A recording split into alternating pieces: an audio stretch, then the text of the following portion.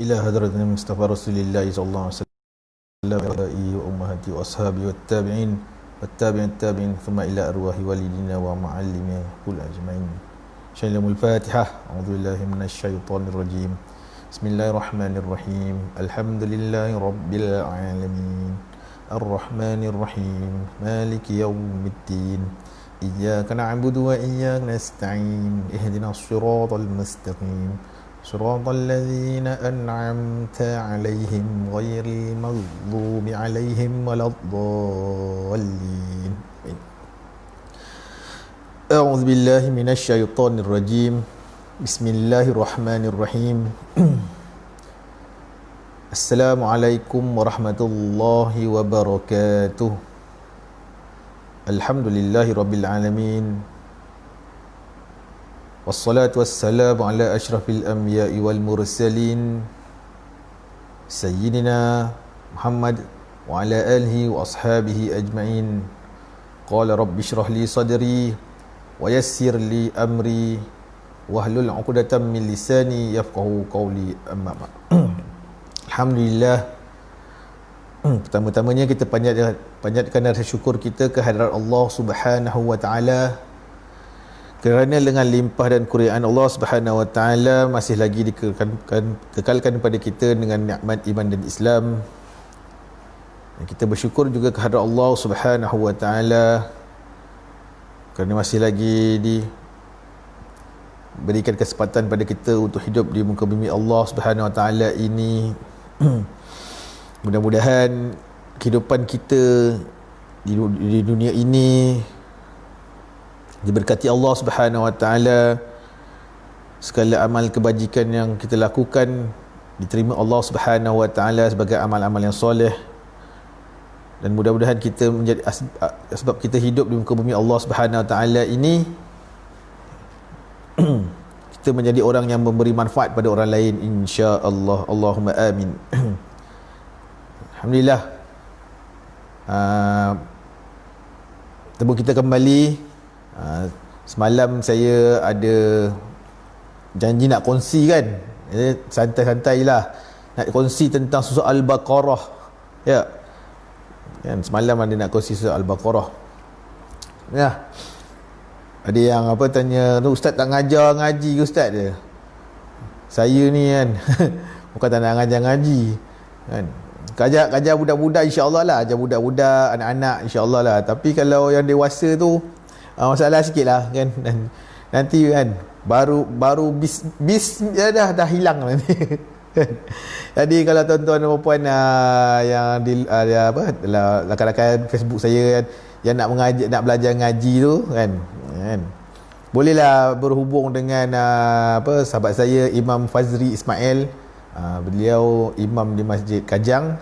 Itu ahlinya lah kalau nak mengaji. Dan juga boleh dengan saya punya adinda lah kan, adik lah kan, Ustaz Hidir, Ustaz Muhammad Hidir, dia mengasas Al-Baghdadi Kesumah, saya Teluk Kesumah saja.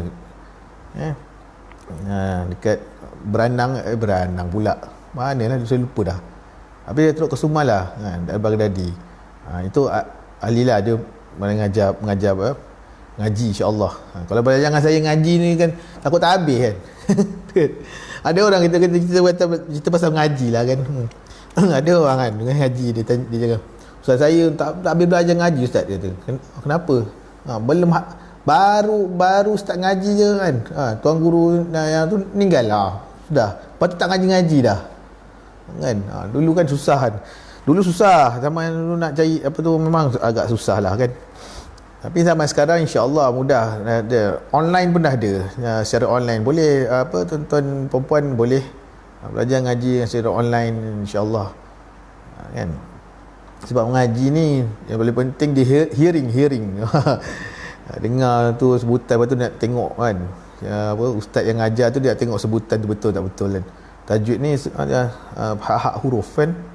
Sebutan kena betul kalau betul kan. Tapi tak apalah, untuk mula-mula permulaan kita belajar ngaji ni, kita bacalah dulu kan. Sebenarnya bagi baca.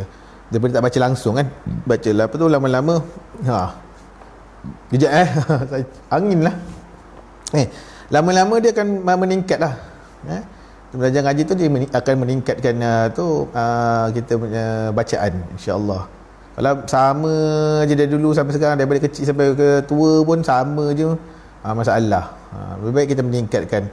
Cumanya saya kongsilah ilmu Al-Quran tu, insya-Allah saya boleh kongsi sekadar apa yang ada lah. Saya nak ngajar tuan-tuan tak lah, cuma kat sini saya kongsi lah. Jadi hari ini seperti saya janji semalam tu, saya nak kongsi tentang surah Al-Baqarah. Surah Al-Baqarah, okay? Kita ulang sikit. Surah Al-Baqarah ni adalah surah yang terpanjang, antara surah yang terpanjang, 287-286 ayat macam itulah.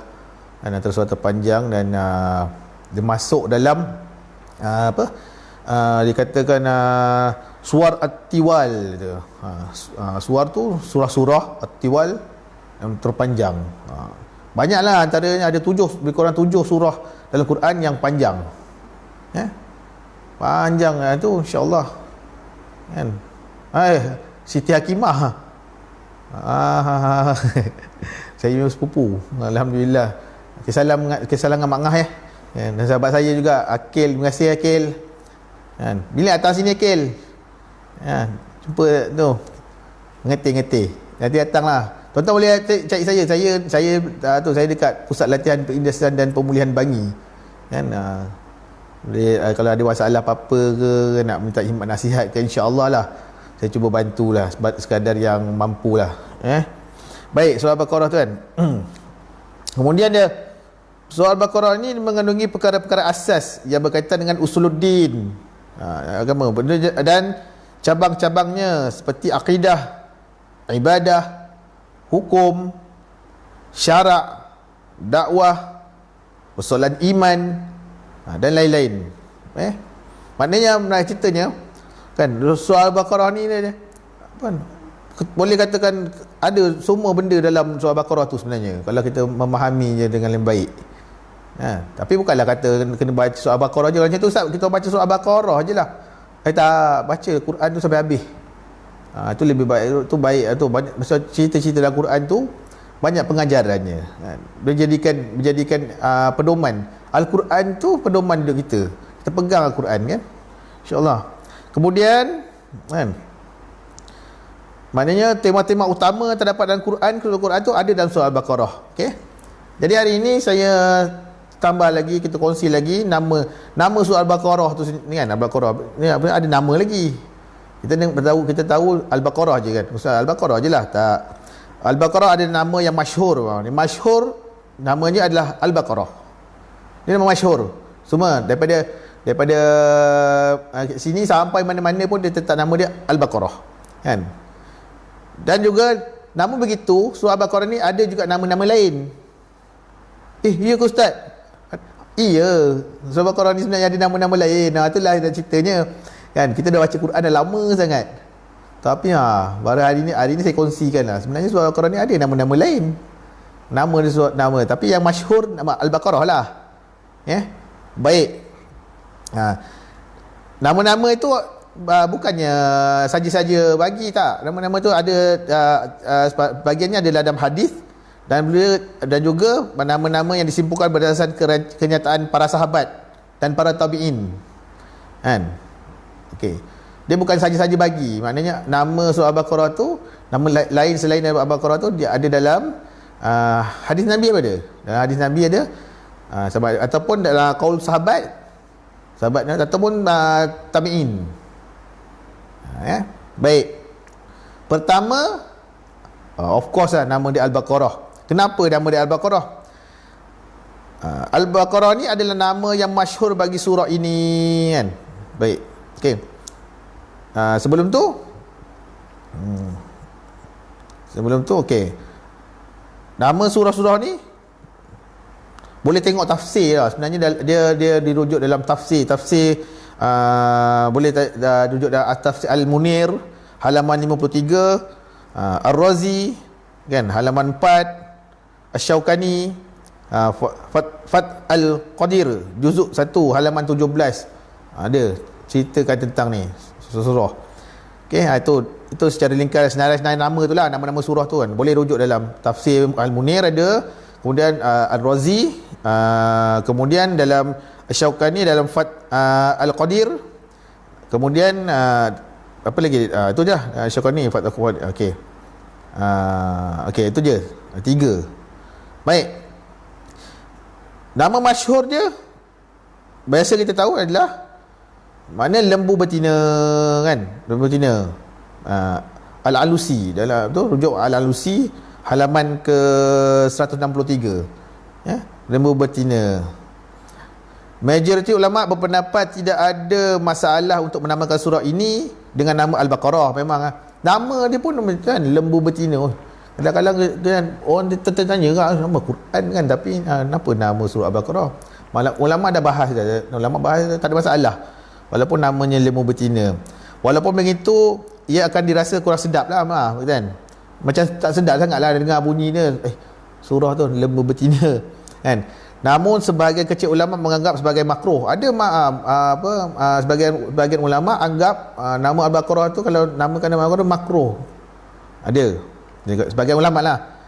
Okey. Golongan kedua ini berpendapat, kenapa dia berpendapat begitu?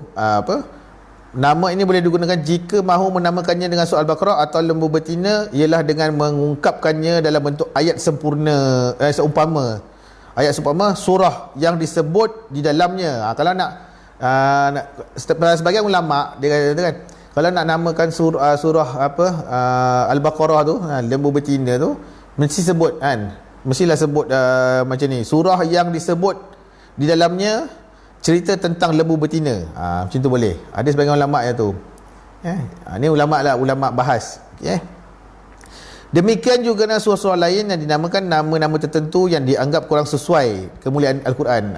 Kan kita dengar macam kurang sesuai lah. Tapi ulama bahas macam tu. Okay. Ada yang rasa kurang sesuai.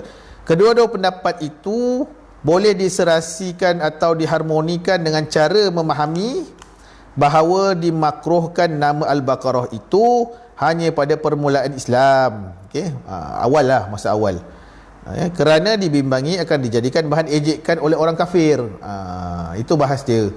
Maknanya makruh tu adalah pada permulaan Islam.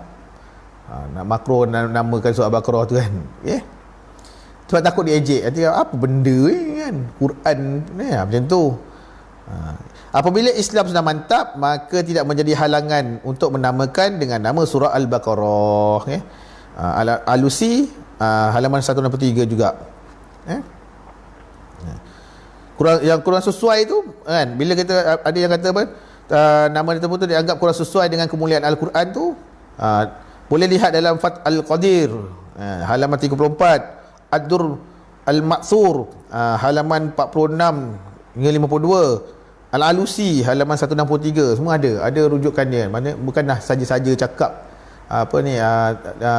saya rujuk dalam satu inilah penulisan ni tentang surah Al-Baqarah ni. Hari ni kita nak cerita surah Al-Baqarah. Terima kasih Zahid Irma. Okey. Wan ada Wan, sihat Wan? Alhamdulillah. Waalaikumsalam warahmatullahi. Mudah-mudahan Allah ni semua tu kan sahabat-sahabat saya, insya-Allah. Mudah-mudahan diredai Allah SWT, insya-Allah. Ada Puan Laila pun ada. Waalaikumsalam warahmatullahi. Insya-Allah. Kita kongsilah ini. Surah ini juga merupakan kisah yang paling menonjol, paling unik, paling menonjol, paling unik Al-Baqarah ni, dan aneh. Boleh apa? Abu rujuk dia di Abu Zahrah Imam Muhammad Ahmad Mustafa dalam Zahrat At-Tafsir. Zahrat At-Tafsir. Jadilah. Baik, kemudian kisah tersebut diterangkan dalam ayat 67 hingga 74 surah ini. Kisah ini berkisah tentang perintah Nabi Musa AS kepada kaum Bani Israel agar mereka menyembelih seekor lembu betina. Itu asalnya dapat Al-Baqarah tu.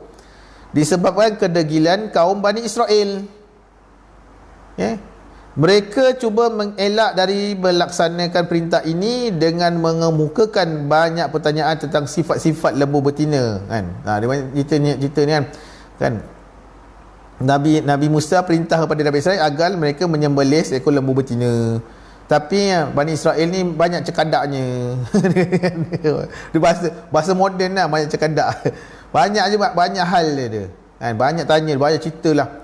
Banyak dia tanya kan, sifat-sifat lembu betina tu macam mana lembu betina macam-macam lah. Kalau dia tak nak tu, kita orang kan, kalau tak nak tu macam-macam dia tanyanya kan. Yang benda pelik-pelik kan, merepek-repek pun tanya. Tu jangan jadi orang yang begitu. Kita jangan jadi orang begitu kan. Kita ubahlah diri kita. Makin lama kita makin tua, bukan makin muda. Jadi kita berubah. Baik. Kemudian yang mereka diperintahkan supaya menyembelihnya. Nama Al-Baqarah ini dinyatakan oleh beberapa hadis Nabi sallallahu alaihi wasallam. Ada adalah hadis pada antaranya Iqra'u suratal Baqarati fa inna akhudhaha barakatun wa tarkaha hasratun wala tastati'uhal batalah. Hadis riwayat Muslim kan, sahih dalam Ibn Hibban ada, dalam sahih Muslim ada, dalam Ibn Hibban ada. Hadis ni maksudnya Iqra'u suratul Baqarah, bacalah surah Al-Baqarah, kerana sesungguhnya mengambilnya iaitu membaca dan mengamalkannya akan memperolehi berkat. Baca surah Al-Baqarah tu, baca dan amalkan, baru dapat berkat. Dan meninggalkannya atau membiarkannya akan menyebabkan timbul perasaan sesal dan kecewa, dan ahli sihir tidak akan mampu menempaskannya. Pertama tu kan, iaitu dengan surah Al-Baqarah perbuatan sihir mampu dibatalkan. Ni yang terpetua dah. Kalau ada terasa macam ada benda tak kena lah kan. Kadang-kadang ada orang dengki kita ni tak kena kan. Kita baca surah Al-Baqarah, baca je surah Al-Baqarah, hafal lagi baik. Hafal kat surah Al-Baqarah. Sekurang-kurangnya kan hidup kita dapat hafal satu surah panjang pun dah cukup baik dah. InsyaAllah. Cuba perlahan-lahan. Kalau bagusnya hafal semua satu Quran tu lah, bagus. Tapi dapat hafal sikit pun alhamdulillah, syukur. Waalaikumsalam Syafi'i. Okey, kasih. Sahabat saya lama tak jumpa, Hairi Muhammad Saad. Subhanallah, apa khabar? Okey, lama. Okey, Alif ada. Ini tak ada kuliah dekat Bunga Raya Alif Aduh, jangan lupa kita belajar Quran insya-Allah Alif. Mudah-mudahan. Aduh, rasa rindu rasa nak duduk sana, tapi itulah nak Rasulullah SAW suruh sehijrah kan, ni hijrah lah. InsyaAllah. Jaga kampung baik. Baik. Itu dia. Maknanya surah Baqarah ni dia pelindung daripada sihir. Hafal. Tuan-tuan yang pendengar yang baca Allah SWT, boleh hafal satu surah tu, insya-Allah. Mudah-mudahan Allah Taala lindung kita dari itu perkara-perkara yang tak baik. Baik. Itu yang pertama, namanya surah Al-Baqarah. Selain daripada nama ni Al-Baqarah kan, dan nama lain lagi. Nama yang keduanya adalah Az-Zahra. Az-Zahra iaitu satu yang indah, bercahaya, dan bergemerlapan. Zahra kan, maknanya indah. Tapi bukan sajalah bagi nama tu Al-Baqarah tu, makna dia kan. Nama ini berdasarkan isyarat. Dia ada satu isyarat dalam hadis Nabi Rasulullah SAW bersabda dalam sebuah hadis, Iqra'uz Zahra waini, Iqra'uz Zahra waini Al-Baqarata wa suratal Ali Imran. Hadis riwayat Muslim, dalam Sahih Muslim dan juga Ibn Hibban juga. Maksudnya bacalah Al-Zahrawain, dua surah yang indah. Maknanya ada dua surah yang indah dalam tu. Nak ceritanya surah Baqarah ni ada surah yang indah, Az-Zahra kan. Kalau ada siapa yang nak apa anak nanti boleh namakan anak dengan Az-Zahra. Indah. Itu maknanya bercahaya, gemerlapan. Bersinar-sinar lah. Az-Zahra. Selain daripada Al-Baqarah nama Az-Zahra. Zahrawain kata dua surah, maknanya itu dua surah yang indah, iaitu Al-Baqarah dan Ali Imran. Maknanya surah Al-Baqarah ni juga adalah namanya Az-Zahra kan. Baik, itu berdasarkan hadis Nabi. Okey. Al-Zahrawain adalah kata nama yang menunjukkan dua musanna. Maknanya dua. Maknanya ada dua lah. Okey, Zahra, Zahrawain. Asalnya Zahra. Yang mana kata tunggalnya adalah Az-Zahra. Jadi berdasarkan hadis ini surah Al-Baqarah dinamakan Az-Zahra. Baru hari ni tahu. Oh, Ustaz baru tahu Ustaz hari ni kan. Oh, ingatkan ada nama surah Baqarah tu nama Baqarah je lah. Tak, inilah bila kita kenal Quran insya-Allah kan. Lagi kita sayang dengan Quran. Sayanglah dengan Quran. Quran yang jaga kita insya-Allah. Allah bos ni tengok. Assalamualaikum tuan. Tuan Ahmad Hashim selamat. Okey, bos. Baik, insya-Allah saya kongsi je tuan. Insya-Allah mudah-mudahan ada manfaatnya. Kan? Kita kenal dengan surah Al-Baqarah ni yang kita sayang. Maka bila kita sayang dan kita akan baca dan mudah-mudahan kita hafal. Hafal tak dapat hafal sikit, satu surah hafal separuh. Tak dapat hafal separuh, hafal suku. Tak dapat hafal juga lagi apa yang Alif Lam Mim sampai yang biasa kita baca tu Alif Lam Mim kan sampai habis. Kalau tak hafal juga, tak dapat hafal juga, Allah Ta'ala alam. Tak ada cakap macam mana dah kan. Sebab apa? Bila kita baca Alif Lam Mim tu selalu baca kan, dalam tahlil apa baca kan. Okay? Tapi insya-Allah mudah-mudahan tuan-tuan semua dah hafal ni. Okey. Kemudian itu dua. Pertama tadi Baqarah, saya ulang balik, Baqarah nama dia, kemudian Az-Zahra. Kemudian ada lagi nama yang lain yang namakannya adalah kan Sanam Al-Quran. Sanam Al-Quran. Sanam Al-Quran ni. Bermaksud Sanam tu okey. Ini dalam Ad-Dur Al-Maksur. Dalam Ad-Dur Al-Maksur ada mengisahkan tentang tu. Al-Baqarah ni nama je Sanam Al-Quran. Bermaksud tempat yang tinggi. Tempat yang tinggi atau kemuncak sesuatu tempat, atau beda atau perkara. Okey. Mana sanam puncak tinggi. Puncak yang tinggi. Baik, ini berdasarkan isyarat yang terdapat dalam hadis Nabi SAW. Dalam bukan saja letak nama Sanam Al-Quran ni, tapi dia berdasarkan sabda Nabi SAW yang diriwayatkan oleh Ibnu Mas'ud. Ibnu Mas'ud radhiyallahu anhu yang berbunyi likulli syai'in sanamun wa inna sanamal Qur'an suratul Baqarati wa fiha ayatun hiya sayyidatul Qur'an hiya ayatul kursi hiya ayatul kursi. Maksudnya setiap benda mempunyai puncak yang mulia. Kan? Sanam, puncak yang mulia. Dan puncak yang mulia Al-Quran ialah surah Al-Baqarah. Mana surah Al-Baqarah ni adalah satu puncak surah, dan surah dia tinggilah, martabat dia tinggi. Puncak mulia. Di dalamnya ada satu ayat yang menjadi penghulu kepada ayat-ayat Al-Quran lain, iaitu ayatul kursi. Dan kita dapat lagi satu ilmu bahawa ayat kursi itulah adalah penghulu bagi ayat-ayat Quran, penghulu ayat kursi. Hafal ayat kursi, Allahu la ilaha illa wal hayyul qayyum, baca kan. Jangan tinggal, terutama waktu COVID-19 ni. Baca tu yang tekan tu wasi'a kursiyus samawati wal ard kan. Tengok mana dia, nanti tonton tengoklah mana dia. Baik kan. Ayat kursi tu baca, selalu baca. Yang paling penting lepas solat maghrib, lepas solat fardu jangan tinggal ayat kursi. Man qala ayatul kursi dakhala jannah, masuk syurga. Semua nak masuk syurga. Jadi jangan tinggal. Lepas sembahyang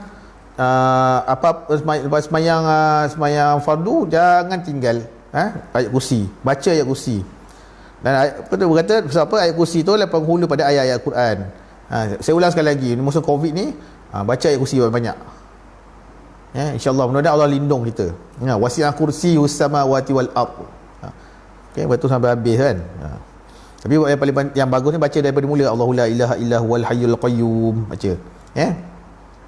Okey, kedua sanamul Quran. Sanamal Quran. Itu ketiga. Maknanya Az-Zahra, lepas tu sanamal Quran. Kemudian yang keempat, Fustatul Quran. Nama lain ni, nama Al-Baqarah ni Fustatul Quran. Fustatul astaka ni balai. Balai maknanya membawa maksud satu gedung gedung. Gedung kemah besar yang dibina daripada bulu atau kain yang diperbuat daripada bulu. Okey, maknanya tu boleh tengok dalam kamus kamus Mu'jam, tengok apa fustatul. Kan? Ia adalah satu kiasan tentang bagaimana surah Al-Baqarah itu diibaratkan seumpama sebuah kemah atau rumah besar yang terdapat dalam Al-Quran.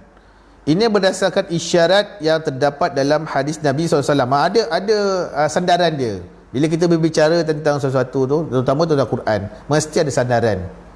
Ini sonoknya tu kita belajar tentang Quran ni. Banyak tu. Tadi kita dah tahu nama je. Selain Al-Baqarah, Az-Zahra, lepas tu Sanamal Quran, kemudian Fustatul Quran. Ini keempat, Fustatul Quran. Jadi hadis ini yang mengatakan surah Al-Baqarah itu Fustatul Quran adalah bersandarkan riwayat yang daripada Abu Sa'id Al-Khudri. Abu Sa'id Al-Khudri radhiyallahu anhu yang berbunyi, Suratul Baqarati ta'limuha barakatun wa tarkuha hasratun wa la yastati'uha wa hiya fustatul Quran. Nampak? Okey. Apa tu? Fustatul Quran. Maknanya ada sandaran dia, okay? Dan boleh tengok ada dalam Musnad Al-Firdaus dia. Okey. Walaupun ada apa?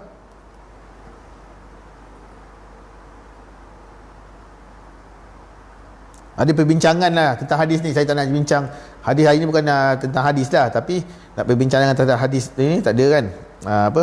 Adalah tentang bagaimana pendapat ulama tentang hadis ni. Cumanya nak ceritanya itulah dia. Maksudnya mengajar manusia surah Al-Baqarah akan memperoleh berkat, dan meninggalkannya, membiarkannya akan menyebabkan timbul perasaan sesal dan kecewa, dan ahli sihir tidak akan mampu menumpaskannya. Iaitu dengan surah Al-Baqarah, perbuatan sihir mampu dibatalkan. Ia adalah Fustatul Quran. Nampak? Baik. Okay. Dalam Musnad Al-Firdaus. Okey.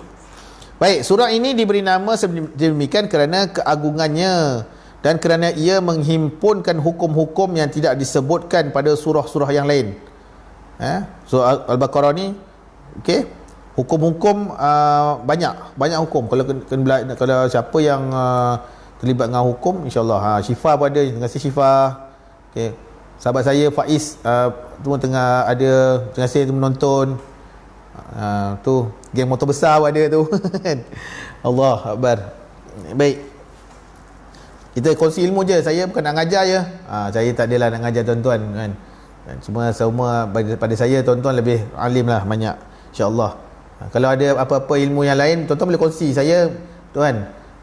Ni sahabat saya Abirul Azam ada. Sikit lagi dah azan dah. Isyak kita nak habis dah. Dia ada 5 je. Okey. Kita teruskan Tidak disebut surah lain, sehingga kan sebahagian ulama mengatakan bahawa pada surah tersebut terdapat 1000 perintah. Banyak perintah.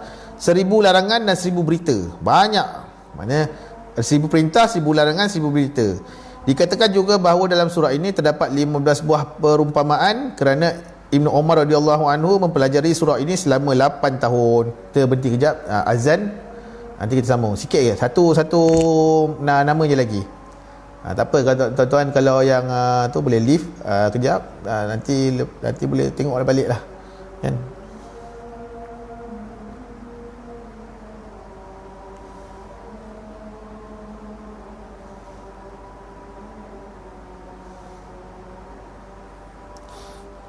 Asyhadu an la ilaha illallah.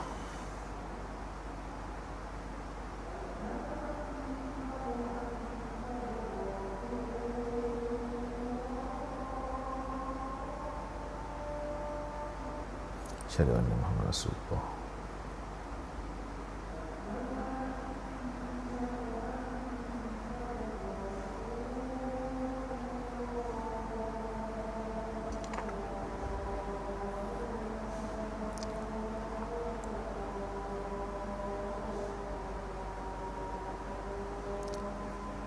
Asyhadu anna Muhammadar Rasulullah.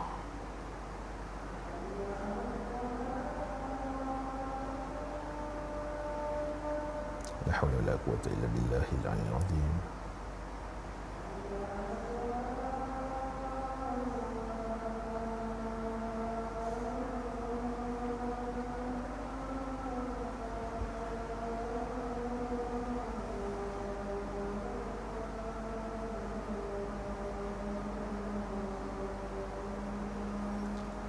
La haula wala quwwata illa billahil aliyyil azim.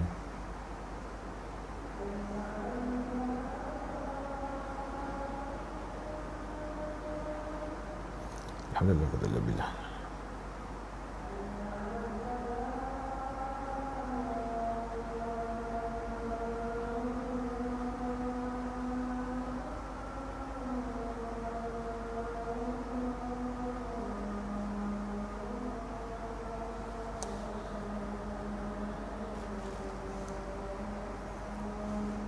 La haula wala quwwata illa billahi al-aliyyil azim.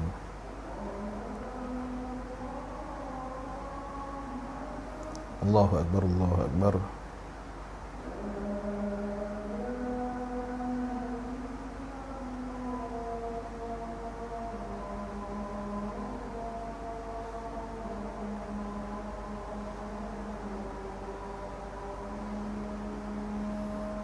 La ilaha illallah Rasulullah. Allahumma salli ala sayyidina Muhammad. Allahumma rabb hadhihi ad-da'wati at-tammati was-salati al-qamah sayyidina Muhammad dan nabi wasilatu al-fadil wasyarafa wa darajat al-'aliyah.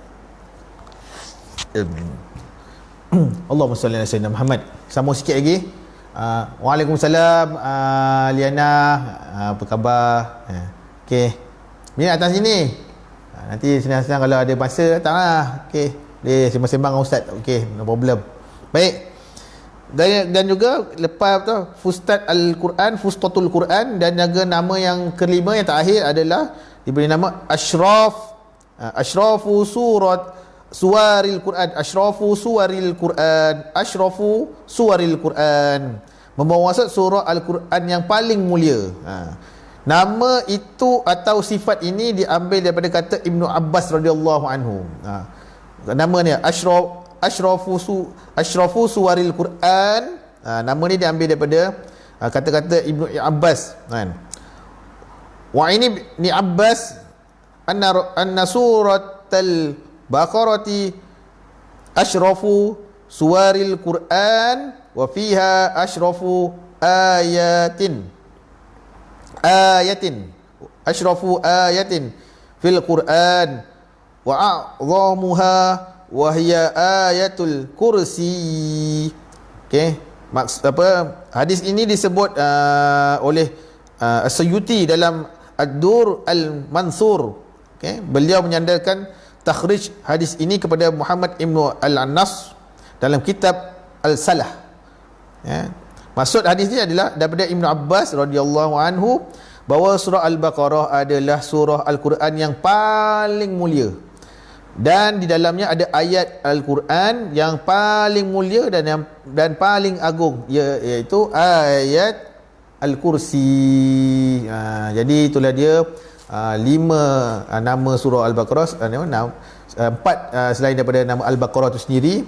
Jadi Al-Baqarah, kemudian kalau ada yang tu tulislah Al-Baqarah, nanti saya tulislah dekat itu kan nama-nama lain. Al-Baqarah, Az-Zahra, kemudian Sanam Al-Quran, Fustatul Quran, dan juga Suwar Al-Quran, Ashrafu Suwaril Quran. Jadi itulah saja perkongsian saya untuk hari ini tentang surah Al-Baqarah. Kita sambung lagi, ada lagi apa cerita tentang surah Al-Baqarah ni, status dia apa semua. Nanti kita sambung lagi insya-Allah ada kalau ada masa. Jadi yang baik itu datang dari Allah SWT. Yang lemah itu adalah kelemahan ilmu saya, tak ada apa-apa ni, kelemahan diri saya lah. Jadi saya doakan mudah-mudahan semua sidang pendengar yang dimati Allah SWT, Allah SWT lindungi daripada gejala penularan wabak COVID-19 ni.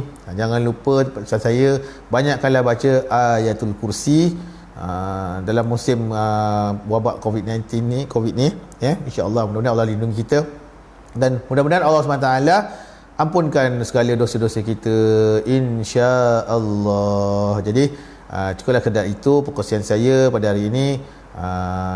Jadi kita tanggung dengan tasbih farah dan suratul as. Subhanallah bihamdihi asyhadu an la ilaha illa anta astaghfiruka wa atubu ilaik. Wal atubu ilaik. Wal 'asr innal insana fi khusr illa alladhina amanu shalihat wa tawassaw bil haqq wa tawassaw bis sabr. Aqulu qawli hadha wa astaghfirullahal azim li wa lakum. Assalamualaikum warahmatullahi wabarakatuh. Wallahu ta'ala a'lam.